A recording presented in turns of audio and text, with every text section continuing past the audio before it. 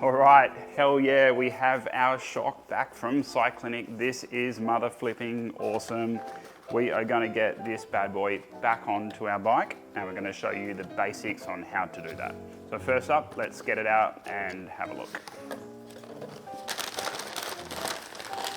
Okay, so it's all been freshly serviced. So we've got some zip ties that are holding the hardware on, just like what we did when we sent it off for service. So we're just going to cut those off that the guys at Cyclinic have put on just to hold our hardware in place. And we're going to get it back onto the bike. Now, if your bike has this bearing type hardware, it's not a bad idea to use a little bit of grease just on there, just to hold those little bearing covers in place. It can be really fiddly, they're falling all over the place when you're putting your shock back into the bike. And when you get your shock service, it'll come all ready to go. So you don't need to worry about adjusting any settings or any pressure. It'll be all good to go. So it's just simply a matter of chucking it straight back into the bike. So let's get to it. So we'll remove that rag from before. Just gonna give this little area beneath the shock a bit of a clean, that's otherwise quite tricky to get to when there's a shock in the bike. You can make that look as pretty as you like in your time.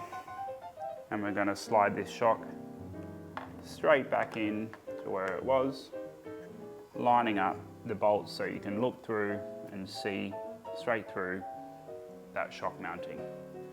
So just in reverse order, like what we did when we were removing the shock, we're going to put the rear mounting point in first. We're going to use a little bit of that marine type grease on the shank of the bolt, and we're going to use a medium strength blue Loctite on the threads.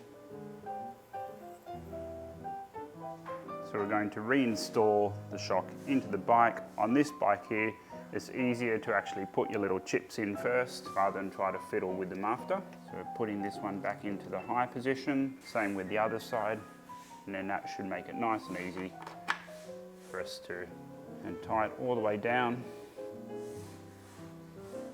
And then just tighten up, just snug for now. It's the same then for the forward mounting bolt. A little bit of grease on the bolt shank and a drop of the medium strength blue Loctite on the threads. You might need to lift the rear wheel up a little bit just to align the bolt holes. It should allow us to screw that front facing shock bolt in just snug at this stage. So finally, we're just going to torque them to spec. So every frame will be different here, so just make sure you check the frames manual for that one.